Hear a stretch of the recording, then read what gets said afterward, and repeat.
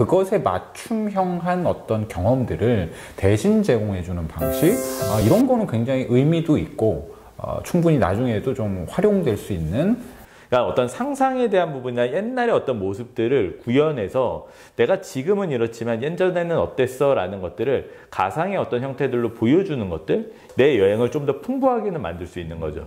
그래서 이 사람들이 꿈꾸는 세상이 우리가 생각하는 세상하고 전혀 다르다. 한쪽에서는 여행이 가지는 다른 차원의 본질, 그리고 사람들이 가지고 있는 다른 차원의 어떤 욕망들을 잘 결합시켜서 여행 분야에서 메타버스를 우리가 접목하는 부분에서도 어떻게 보면 우리 같은 여행 업계라든지 또 여행자들이 같이 모여서 스스로 만들어 나갈 수 있는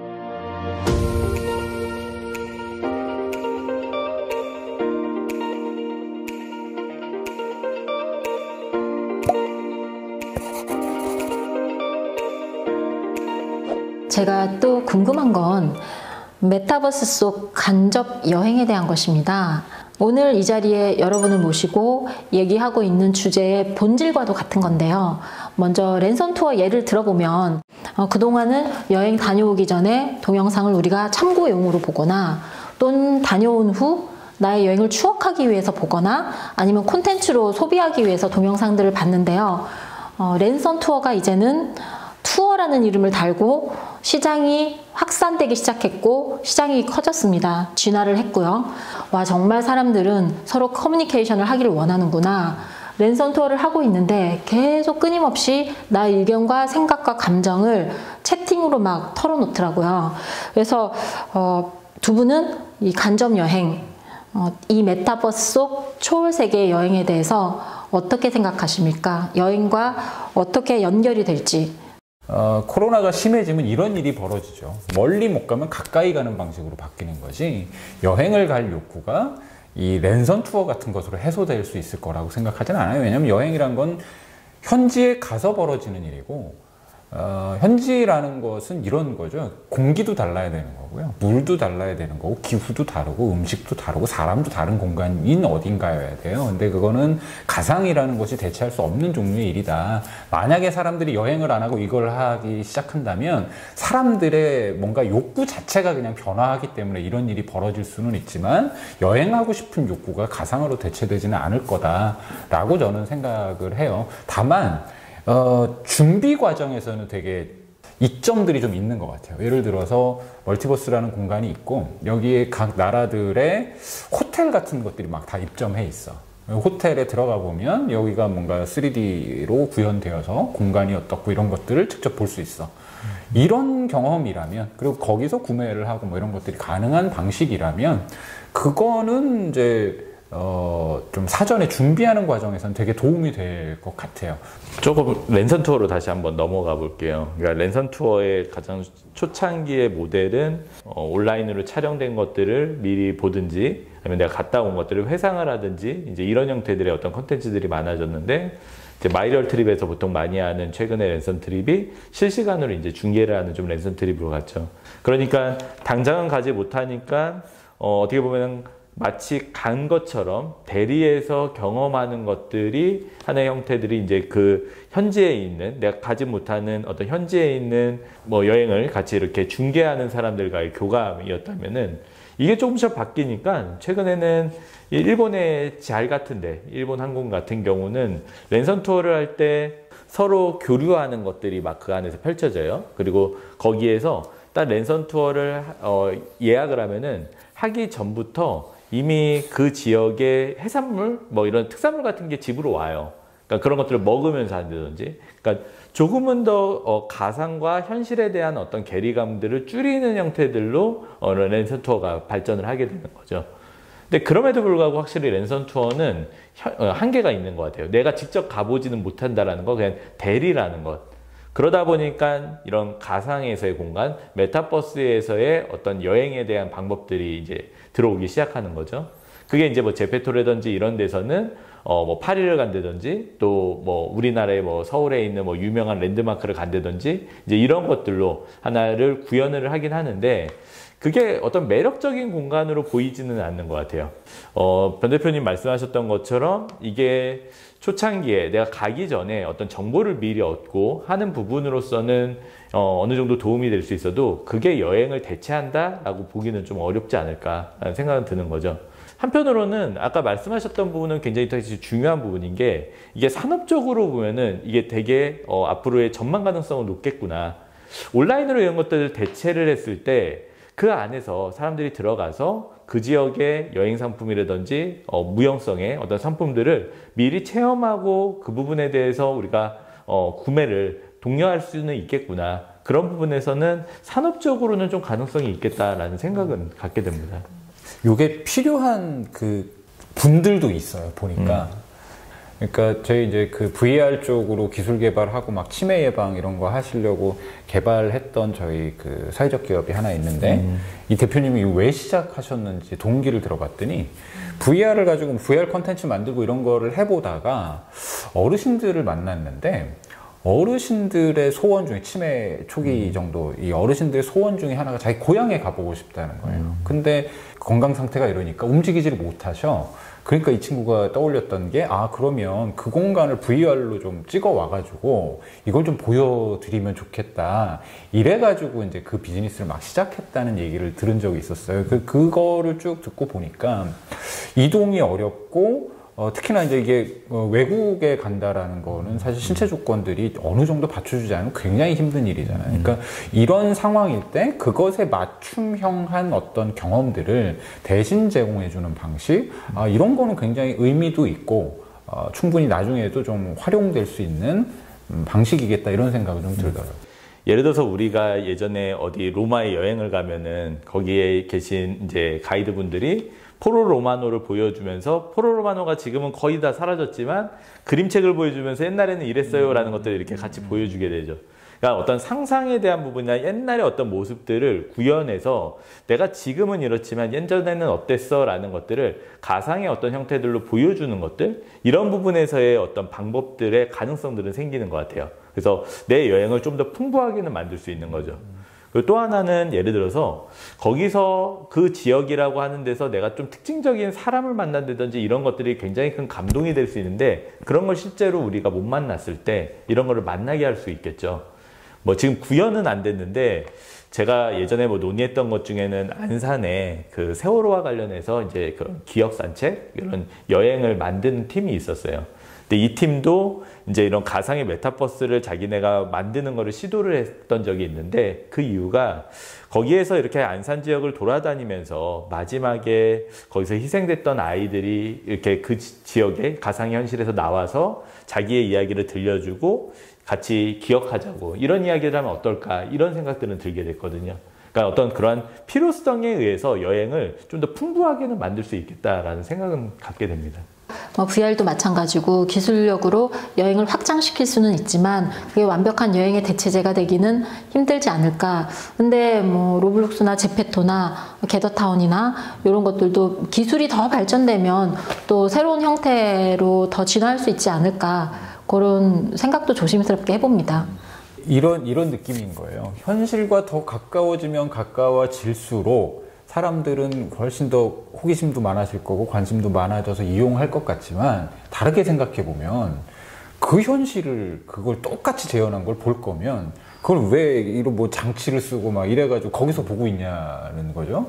시초부터 좀 딜레마는 있어요. 그러니까 저는 앞으로도 구현될 어떤 세계라는 것이 현실 세계를 완벽하게 모방하는 형태는 아닐 거다라고 생각을 해요. 그런 기능을 하는 어떤 것들도 있겠지만 이게 그럴 거면 여기 굳이 들어가서 놀 이유가 없거든요. 그냥 나가면 되는 거지. 그래서 저는 여기 안에 굉장히 다른 수단들이 등장을 할 거고 특히나 이 메타버스가 사람들한테 관심, 특히 이제 어린 친구들 이 여기서 이렇게 훨씬 쉽게 노는 건 이 자기의 아이덴티티를 굉장히 다른 방식으로 표현해서 놀 수 있거든요. 그러니까 나라는 실존하는 존재가 아닌 굉장히 다양한 그 멀티 자아들을 만들어 가지고 이들이 놀 수 있고 이들이 뛰어다닐 수 있기 때문에 여기 훨씬 더 편하게 받아들여지는 이제 세대적 감성들이 좀 있는 것 같아요. 그건 뭐 성인들도 마찬가지겠지만 그 사람들이 그런 특정한 어떤 욕구를 가지고 뭔가를 해내는 것이 작동하는 공간이지 완벽하게 현실이 막 구현되는 공간은 아닐 거다. 그런 점에서 이제 여행하고는 굉장히 다른 경험이지 않을까 계속 저는 그런 생각이 드는 거예요. 그러니까 뭐 정보의 기능이나 재미의 기능, 체험의 기능으로 보통 나눌 수가 있을 것 같은데 거기가 어떻구나라는 것들을 알게 되고 거기서 세세한 정보를 얻게 되면은 이제 방문하는데 훨씬 더 어떤 동기도 생길 수 있고 또 여러 가지 안전한 그런 어떤 가능성들이 생기게 되는 거죠. 그래서 그런 부분에 대한 정보는 분명히 얻을 수 있을 것 같아요. 그 다음에 이제 재미라고 하는 측면들은 같이 교감하는 측면, 아까 내가 그런 가상의 공간에 뛰어들어서 거기서 뭔가들을 방문을 하게 됐던 것들을 현실 세계로 가지고 와서 똑같이 방문을 하게 되면은 뭔가를 또 획득한다든지 이러한 어떤 재미적인 것들을 경험하게 만들 수 있는 부분도 있겠죠. 그리고 뭐 아까 이렇게 하나의 캐릭터, 나와 다른 캐릭터들을 만들어서 체험을 할 수 있게 해주고 교류를 할 수 있게 해준다라는 점에서는 뭐 기존에 없었던 부분에서 새로운 어떤 여행 패턴들을 만들고 그런 형태들이 생기는 것 같아요. 근데 그렇다고 그럼 여행을 대체하느냐? 그거는 여행의 근본을 우리는 다시 한번 생각해 봐야 되는 게 아닌가라는 생각이 들어요. 여행이라는 거는 말 그대로 사람과 사람이 만나는 거고 나와 다른 것들을 보기 위한 거잖아요.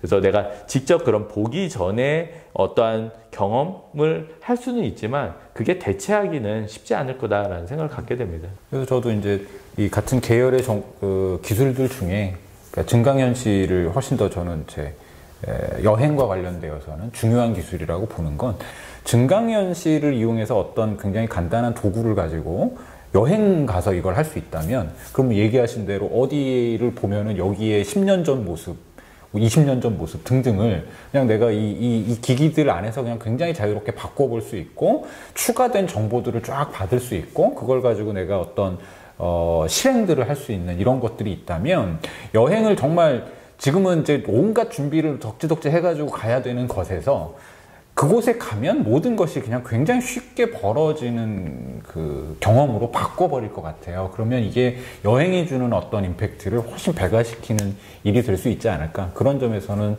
그런 이제 증강현실 기술 같은 건 굉장히 중요한 여행의 어떤 진화의 수단이겠다라고 생각을 해요. 최근에 이런 오버 투어리즘 문제라고 하죠. 사람들이 많이 집중화돼서 거기가 막 되게 혼란이 되는 뭐 북촌 한옥마을이라든지 이런 데들 같은 경우를 가상의 공간에다가 얘를 갖다 놓고 관광객들이 몇 명이나 왔을 때 여기가 정말 혼란스러울지 이런 것들을 실험을 해볼 수 있겠죠. 그게 이제 디지털 트윈의 가장 대표적인 기술인데 그런 부분을 통해서 관광 정책에서 여러 가지 활용할 수 있는 가능성들이 있을 것 같아요. 메타버스 기술을 앞으로 활용할 줄 모르는 사람은 시간이 지나면 점점 고립될 것이다 라는 예상도 지금 있습니다. 예를 들자면 이제 문화센터에서 키오스크 쓰는 법을 가르치는 수업이 있지 않습니까? 클래스가. 그것처럼 메타버스를 어떻게 하는지, 게더타운에서 뭘 어떻게 만드는지 실제로 수업이 있었고 제가 그걸 봤거든요, 지난주에. 인간이 우리가 따라잡기 힘들 만큼 기술이 우리보다 더 빠른 속도로 진화하고 있는지 아니면은 메타버스 속에서 굴러가는 방금 말씀하신 정부에서 하는 이런 사업들 또는 대기업에서 하는 사업들이 거대 자본이 굴러가는 큰 떡밥이 있기 때문에 그래서 사람들이 큰 그림을 보고 너나 없이 달려가는 건지 뒤처지지 않기 위해서 저 메타버스를 내가 타려고 허겁지겁 뛰어가고 있는 건지 그게 또 저는 궁금한 포인트인데 어떻게 생각하세요? 그거에 대해서? 메타버스는 굉장히 큰 흐름이긴 해요. 근데 그렇다고 해서 메타버스라고 하는 기술적인 부분들이 우리 삶을 완전히 통째로 뒤바꿀 거냐라는 부분에서는 좀 의문은 들어요. 이게 하나의 아까 게임으로서의 어떤 접목이라든지 다양한 어떤 정책적인 접목 또 우리가 여행업에서도 앞으로 뭐 접목이 있을 수는 있겠지만 그 부분이 본질을 해칠 정도의 어떤 접목이라고 보기는 어렵기 때문에 기술적인 것들을 많이 이렇게 접하지 못했던 사람들이 되게 뒤처졌던 그런 정도까지의 어떤 차이는 없지 않을까라는 생각을 갖게 됩니다. 변 대표님은 어떠세요? 저도 뭐 비슷한데 저는 이게 기술이 계속해서 누군가 굉장히 그 엘리트들만 이해할 수 있거나 활용할 수 있는 방식으로 진화할 거라고 생각하지는 않아요. 그러니까 이거는 이용자를 넓혀야 되는 비즈니스이기 때문에 최대한 많은 사람들이 이용하기 쉽게 만드는 방식으로 진화할 거고 저희 어머니 지금 뭐 80 넘으셨는데 다 카카오톡 하시고 다 하시거든요. 네, 그러니까 이게 그것 자체의 개념이나 이것이 어려워서 접근하지 못하는 방식은 아닐 건데 우려하시는 거 혹은 저도 우려되는 거는 이 공간을 선점하는 어떤 세력들이 있는 것 같아요. 그러니까 이 개념들이 나오고 앞으로 이런 방향으로 사회가 발달해 갈 거야 라는 걸 시장 기회로 보고, 그것도 대단히 자본주의적 발상, 투기적 발상에 의해서 여기를 독점하는 어떤 것들이 지금 등장해 있고, 이미 이 거품들이 막 만들어지고 있는데, 코인도 마찬가지. 저도 코인도 사보고 뭐 해봤지만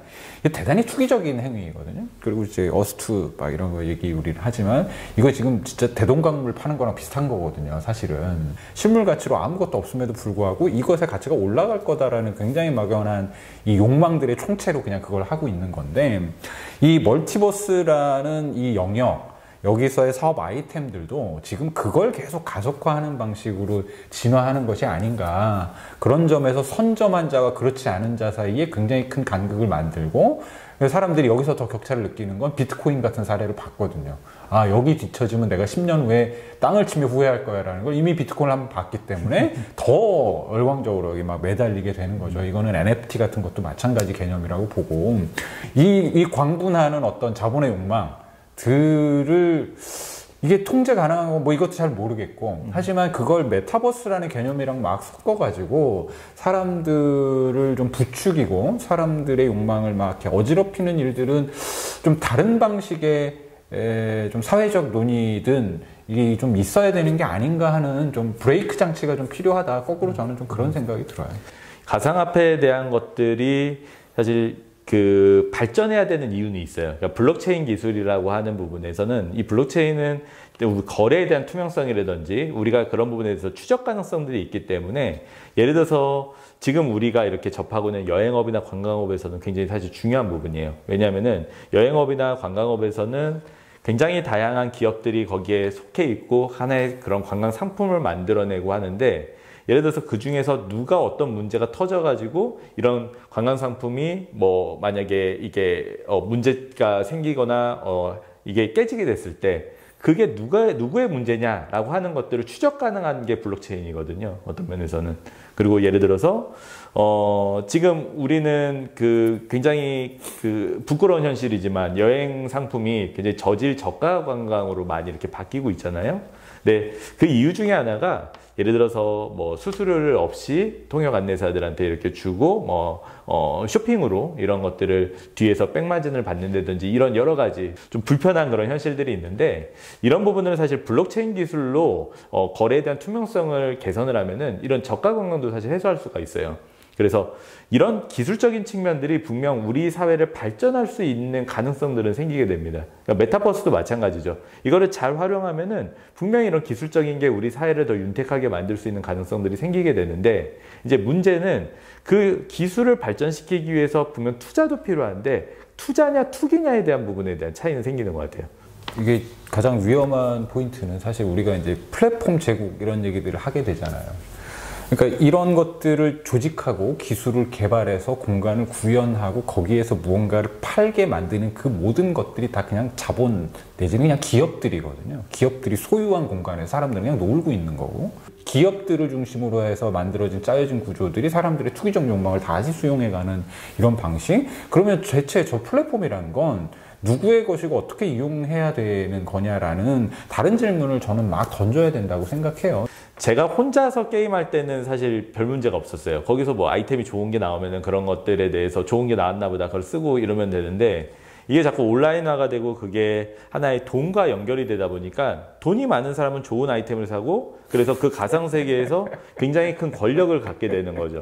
그러니까 오히려 이 자체가 가상에 대한 공간이 가장 자본에 대한 흐름을 잘 반영하는 형태들로 가게 돼요. 왜냐하면 그 공간을 만든 게 자본이기 때문에. 가상 공간에서 땅을 사는 부분들도 미리 선점해서 높은 가격으로 땅을 사면은 그 가치가 올라서 더 많은 돈을 벌어들일 수 있다라는 그런 개념들이 생기다 보니까, 이거는 결국에 돈의 논리로서 가상의 공간들이 이제 지배를 당하는 구조가 되는 거죠. 그러니까 한편으로는 가상의 공간은 굉장히 순수할 것 같지만 가장 추악한 사람의 이면을 볼 수도 있다라는 생각은 들게 됩니다. 그래서 지금 가상공간 안에, 메타버스 안에 도덕 문제, 윤리 문제 이런 것들도 지금 말들이 나오고 있는데요. 그리고 아까 변형태 대표님 말씀하신 것처럼 지금은 이제 개인이 점점 힘을 잃어가고 모든 게 자본의 논리로 움직이는 세상이기 때문에 그저 지켜보고 그냥 나는 그냥 다리만 살짝 얹겠다, 뒤처지지 않고 부지런히 따라가겠다, 이런 식으로 사람들이 계속 움직이고 있는 것 같아요. 그래서 말씀하신 대로 바뀌려면 결국은 이제는 저 큰 흐름을 막을 수 있는 방법이 과연 있는가, 아니면 옛날 과거로 다시 돌아가서 가야 되나, 이런 생각까지 그냥 개인적으로 하고 있습니다. 그리고 그렇게 따지면 볼세비키 혁명 쪽 그 시대로 다시 돌아가야죠. 네.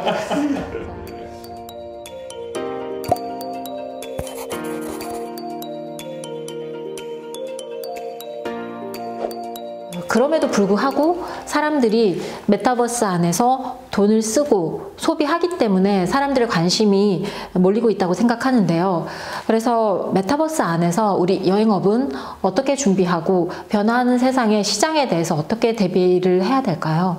저는 최근에도 이렇게 메타버스라는 공간 안에 다양한 기업들이 들어와서 자기들을 홍보하거나 상품을 홍보하고 또 공연들을 하면서 이렇게 만나는 것들을 볼 때 이런 부분들이 어떻게 보면 소비자들에 대한 좀 교류를 더 강화하려는 움직임들이 있다라는 좀 생각은 갖게 되고요.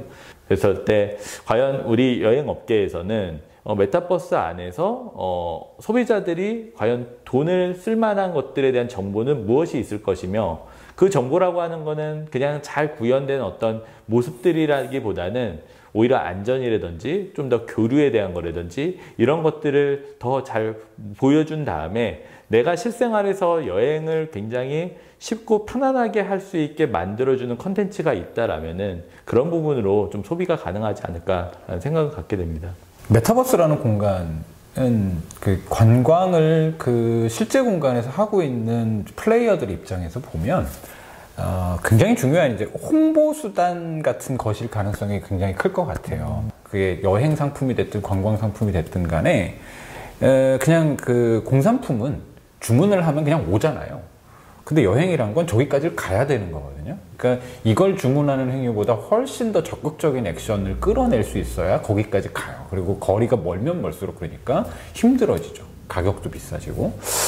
이걸 좀 극복할 수 있는 MZ세대들의 놀이거리, 흥미 유발 요소, 이런 것들을 어떻게 구현해낼 거냐. 여기까지 왔을 때 너는 실제로는 이런 걸 하게 될 텐데 이런 것의 느낌은 이런 거야 정도를 이 메타버스 공간 안에서 경험해 줄 수 있게 해야 될 텐데, 그런 요소를 어떻게 만들어내느냐가 앞으로 이제 이 지역에 있는 플레이어들의 굉장히 중요한 싸움터 중에 하나가 되지 않을까. 그리고 그 홍보 효과는 2세대들에게는 굉장히 클 거다라고 보여지고, 조금 다른 측면은 이제 이 2세대들을 좀 가치 소비 세대 이렇게 부르잖아요. 싼 거, 이런 것을 찾는다기보다는 자기에게 맞는 거, 그 다음에 자기에게 중요한 어떤 것, 혹은 사회적으로 의미가 있거나 정치적인 의미가 있는 것까지를 포함한 다양한 가치 영역들 안에서 소비들이 일어나거든요. 이 욕구들이 가장 그러면 잘 구현되는 동네가 어딜 거냐? 메타버스 공간일 수밖에 없는 거죠. 그들이 장악하고 있거든, 이 세계를. 그러면 아까 만드는 그런 컨텐츠나 홍보의 어떤 수단들도 그런 코드에 잘 맞춰서 기획되고 좀 조직될 필요가 있겠다, 그런 생각을 좀 듭니다. 지금의 여행이 어찌됐건 단체 여행이 좀 많이, 패키지 여행이 좀 줄어들고 개별 여행의 시대로 많이 변하고 있잖아요. 그러니까 MZ세대는 확실히 개별 여행이 좀 더 강조가 되는 세대일 텐데, 이 개별 여행에 대한 강조점에서 그동안 여행업들은 굉장히 찾기가 어려웠단 말이에요. 내가 어떻게 살아남아야 될지에 대한 것들이. 왜냐면은 단체 패키지가 줄어들면서 그러면은 다 제각각 자기가 여행을 떠났는데 내가 설 자리가 뭘까라는 부분을 메타버스 안에서 찾을 수도 있다고 생각해요. 개별 여행객들의 안심 그리고 안전한 어떤 교류들을 거기서 좀 더 증진을 시켜준다면은 저는 그것도 하나의 어떤 사업의 모델로서 가능하지 않을까라는 생각을 갖게 되는 거죠. 그래서 한편으로는 지금의 개별 여행객들을 좀 더 만나는 장들이 되게 쉽지가 않았는데, 그 장을 메타버스라는 하나의 그 공간 안에서 만들 수 있어야 된다. 사실 욕구로는 누군가를 만나고 누군가와 커뮤니케이션을 하고 싶은 욕구가 대단히 강하지만, 그러면 로컬에 그걸 해줄 수 있는 사람들이 있냐면 전혀 또 그렇지는 않거든요. 우리가 알다시피 모두 어르신들이고 막. 근데 이 욕구들은 저는 여전히 있고 앞으로도 그럴 것 같아요. 그러니까 어디 제주도 가가지고도 사실은 제주도를 여행하는 게 아니라 그냥 놀다 오는 거잖아요. 이게 로컬에서 가능해져야 확산이 될 거라고 생각을 해요. 근데 이게 직접 만나는 거 내지는 대면해서 사람과 사람이 만나는 거에 대한 부담감도 한편에서는 작용을 하기 때문에 가상 공간이라는 이 멀티버스 공간이 지역의 사람들을 만날 수 있는 좀 다른 형식의 공간들이 되어준다면 그래서 그것이 지역에 대한 다른 정서, 호감들을 만들어낼 수 있는 그런 세팅을 해낼 수 있다면 이건 이 MZ세대들이 지역을 여행하는 굉장히 다른 이미지, 느낌을 좀 만들어내 줄 수 있지 않을까 이런 거는 좀 있어요. 그리고 이거는 이제 내 세대와 연령이 뭐냐, 내 실제 몸이 어떤 상태냐와 무관하게 또 가능한 일이기도 하잖아요. 그러니까 그런 접근 전략들도 좀 해볼 필요가 있겠다는 생각이 좀 듭니다. 지금 MZ세대 중에서 이 둘은 휴대폰을 어려서 접했거나 스마트폰을 아니면 손에 태어나면서 스마트폰 손에 쥐고 태어난 세대가 Z세대잖아요. G세대. 그래서 아예 이것들을 받아들이는 거 사고하고 방식, 의식 구조 자체가 다르다. 그래서 좀 이해하기가 힘들 것이다 우리가. 그래서 이 사람들이 꿈꾸는 세상이 우리가 생각하는 세상하고 전혀 다르다. 예, 이런 거가 정말 맞겠구나 이런 생각도 들었습니다. 근데 중요한 건 앞으로 이제 돈을 쓸 주로 소비를 할 세대가 MZ세대가 이제 경제력을 갖추면 주 소비층이 될 것이다. 그래서 어떻게든 우리는 준비를 할 수밖에 없다. 이제 또 이게 사실이죠. 자, 그럼 이제 우리 여행과 공연 예술이 이번 코로나로 가장 많은 타격을 받은 분야 중 하나인데요. 이 두 분야의 공통점이 뭐냐면 바로 살아있는 날 것이다 라고 저는 생각하거든요. 그래서 예를 들어 TV 예술 무대가 보여주는 공연은 연극 무대나 뮤지컬이나 오페라 같은 공연은 사실 현장의 감동이나 감동을 10분의 1도 제대로 전달하지 못한다고 저는 생각을 합니다. 그래서 송승환 선생님이 최근 인터뷰에서 공연을 하면서 생선회를 통조림에 넣는 것이 가능하냐 이런 얘기를 했거든요. 그래서 여행도 저는 현장성 그 자체라고 생각합니다. 그래서 아까 말씀하신 것처럼 내가 가서 만나는 사람, 그리고 그때의 시간, 그리고 바람, 냄새, 먹었던 음식, 그리고 만들었던 추억, 이런 게 과연 가상현실에서 메타버스 안에서 얼마나 대체 가능한지, 얼마나 비슷하게 구현을 할 수 있을지, 이 부분이 해결이 된다면 그때는 또 다른 챕터가 시작될 거라고 생각하거든요. 사실 궁극적으로는 다 여행을 할 수 있는 유니버셜 여행, 이게 더 많이 확대가 돼야 되지만 기술력을 접목해서 많은 사람들이 여행을 할 수 있는 그런 기회를 만들 수 있는 대안이 메타버스가 될 수 있다고 생각합니다. 근데 중요한 건 이 가짜라는 느낌이 없어야 되는데 그게 기술로 어떻게 커버가 될지 그게 숙제라고 생각을 합니다. IT 전문가들은 메타버스가 인터넷 다음 버전이 될 거라고 평가를 하고 그리고 치열한 경쟁도 예상하고 있는데요. 앞으로 메타버스하고 여행업이 어떻게 연결돼서 움직일지 너무 궁금합니다. 그래서 결론은 오픈마인드로 준비하고 대비하고 그리고 공부하자입니다. 자, 우리 오늘 함께 해주신 두 분 감사합니다. 두 분 각자 마무리 말씀 한마디 해주실까요? 그냥 뭐 우리도 이 시대를 살고 있는 사람으로서 그리고 여행업을 혹은 관광을 고민하는 사람으로서 그냥 메타버스에 대한 얘기들을 좀 해봤고 고민도 시작은 되는 것 같아요. 이 가상이라는 것과 가상 공간이라는 것과 그 다음에 나의 삶의 경험 혹은 이것의 연장으로서의 여행이 어떻게 결합될 수 있을까에 대한 고민들이 이제 막 시작된 거고 저도 어디로 갈지 모르겠어요. 지금이야 아직은 아닌 것 같아.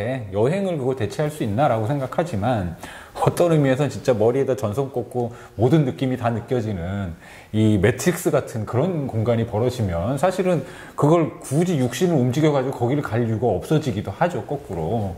근데 뭐 그런 시대가 빨리 올 것 같지는 않아. 그러면 그 중간쯤 어딘가에서 어떤 놀이들을 하게 될 텐데 그 변화는 필연적일 수밖에 없겠다. 그 변화는 마치 우리가 인터넷을 받아들였듯이 앞으로는 인터넷 브라우저로 세상과 접속하는 것이 아니라 어떤 공간의 개념과 공간 안에서의 행위들로 접속하는 조금 더 현실과 가까워진 공간이 되어 갈 거고, 그것을 어떻게 활용할 건지에 대한 고민들은 여행업계, 관광업계에서도 굉장히 여러 각도로 좀 해낼 수밖에 없지 않을까 하는 생각이 듭니다. 이제 뭐 고민 시작인 거죠, 사실 모두가. 변 대표님 말씀하셨던 것처럼 정말 내가 어떤 것들을 딱 썼는데 그 공간에 와 있는 것 같은 그런 느낌이 든다면, 그런 세상이 온다면은 그거야말로 어떻게 보면 메타버스가 여행이나 관광에 대한 어느 정도의 대체 수단이 될 수 있겠죠. 그러니까 그거를 만들어 나가는 과정인 것 같아요. 근데 우리가 이런 만들어 나가는 과정에서 중요한 거는 그 부분이 너무나 큰 어떤 자본의 논리로서 흘러가지 않게, 또 거기서 어떤 도덕적인 문제라든지 이런 것들에서 어떠한 문제는 또 없겠는지, 이런 부분을 끊임없이 우리는 살펴봐야 되고, 그런 어떤 고민의 형태들이 결국에는 더 좋은 세상을, 그리고 그런 어떤 메타버스가 궁극적으로 구현하는 세상을 우리는 만들게 되지 않을까라는 생각을 갖게 됩니다. 한쪽에서는 이런 생각도 좀 하게 되는 것 같아요. 그러니까 이렇게 진화해가는 세계도 있지만 이것이 놓치고 있는 건 없을까? 이 세계로 우리가 쭉 이렇게 막 가는 것이 맞을까? 저 세계가 우리를 거꾸로 저쪽 세계가 우리를 지배하도록 두는 것이 맞을까? 사람은 그렇게 진화해온 동물들이 아닌 건데, 그 욕구, 욕망, 그 어떤 필요 등등을 여행은 거꾸로 대단히 오프라인 중심의 어떤 발전을 통해서 극복해내는 수단이 되어야 되는 건 아닌가, 이런 생각도 좀 들어요. 그래서 모든 사람이 뭐 이렇게 VR 기기 뭐 이런 걸 쓰고서 여행을 하지 않으면 이 지구라는 세계가 어떻게 되겠어요? 사실은 이 공정여행이라는 취지가 가지고 있는 것들이 이 소득들을 어떻게 지역에 만들어낼 건가 하는 고민들도 굉장히 큰 건데, 그렇게 된다는 말은 사실은 이분들이 다 자기 생계의 기반이나 터전들을 잃는 것과도 같은 일이거든요. 그러면 한쪽에서는 저 세계에 적응하고 진화하는 노력도 있지만, 한쪽에서는 여행이 가지는 다른 차원의 본질, 그리고 사람들이 가지고 있는 다른 차원의 어떤 욕망들을 잘 결합시켜서 여전히 오프라인 혹은 자연 혹은 사람과 사람의 만남이 얼마나 소중한 가치인지를 더 잘 기획하고 만들어내는 작업도 되게 필요한 영역이 아닐까 싶습니다.